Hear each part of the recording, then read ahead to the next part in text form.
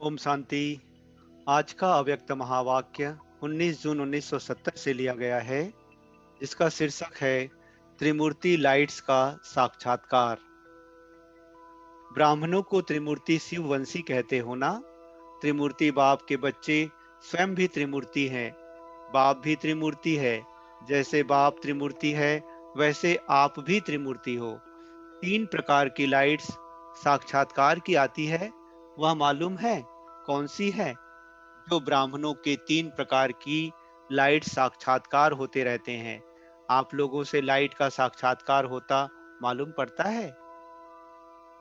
त्रिमूर्तिवंशी त्रिमूर्ति बच्चों की 3 प्रकार की लाइट्स का साक्षात्कार होता है। वह कौन सी लाइट्स है? एक तो लाइट का साक्षात्कार होता है नयनों से। कहते हैं ना कि नयनों की ज्योति, नयन ऐसे दिखाई पड़ेंगे जैसे नयनों में 2 बड़े बल्ब जल रहे हों।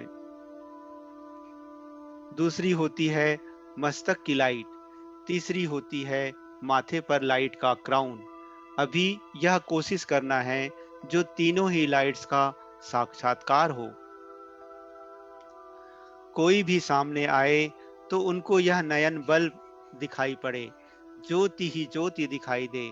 जैसे अंधियारे में सच्चे हीरे चमकते हैं ना, जैसे सर्च लाइट होती है, बहुत फोर्स से और अच्छी रीति फैलाते हैं। इस रीति से मस्तक के लाइट का साक्षात्कार होगा। और माथे पर जो लाइट का क्राउन अर्थात ताज है, वह तो समझते हो।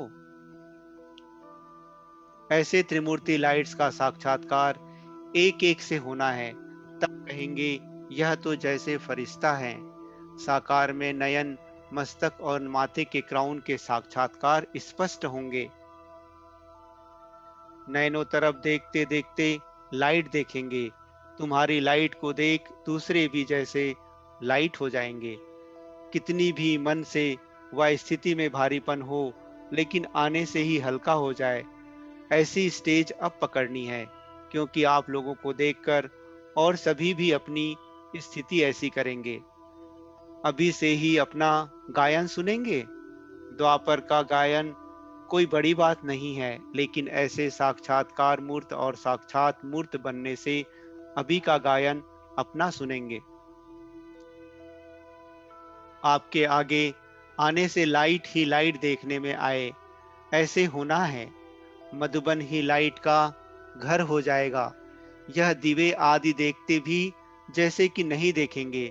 जैसे वतन में लाइट ही लाइट देखने में आती है, वैसे यह स्थूल वतन लाइट का हाउस हो जाएगा। जब आप चैतन्य लाइट हाउस हो जाएंगे, तो फिर यह मधुबन भी लाइट हाउस हो जाएगा। अभी यह है लास्ट पढ़ाई की लास्ट सब्जेक्ट। प्रैक्टिकल में थ्योरी का कोर्स समाप्त हुआ, प्रैक्टिकल कोर्स की लास्ट सब्जेक्ट है।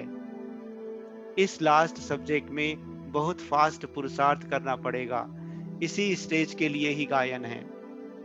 बाप दादा से कब विदाई नहीं होती है, माया से विदाई होती है। बाप दादा से तो मिलन होता है। यह थोड़े समय का मिलन सदा का मिलन करने के निमित्त बन जाता है। बाप के साथ गुण और कर्तव्य मिलना, यही मिलन है। यही प्रयत्न सदैव करते रहना है। अच्छा, संकल्पों को ब्रेक लगाने का मुख्य साधन कौन सा है मालूम है? जो भी कार्य करते हो तो करने के पहले सोच कर फिर कार्य शुरू करो। जो कार्य करने जा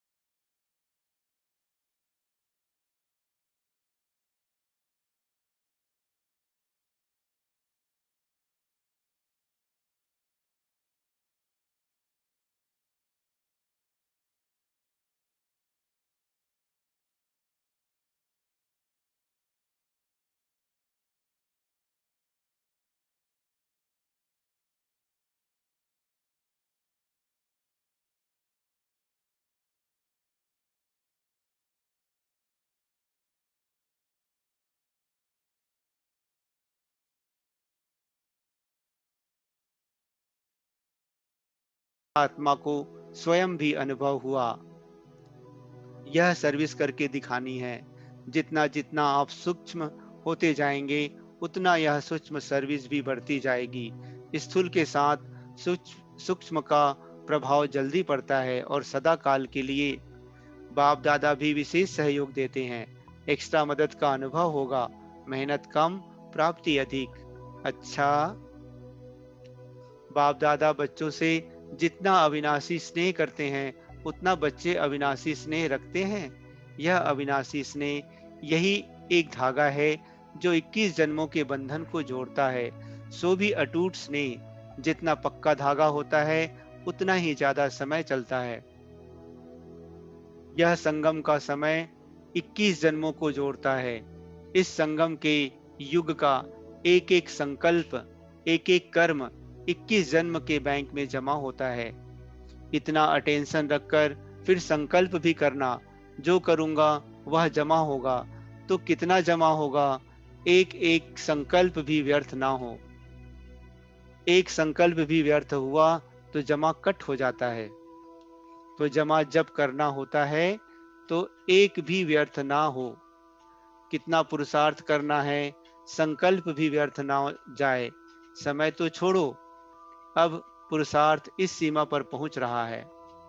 जैसे पढ़ाई दिन प्रतिदिन ऊंची होती जाती है, तो यह भी ऐसे है। बड़े क्लास में पढ़ रहे हो ना? अच्छा, ओम शांति।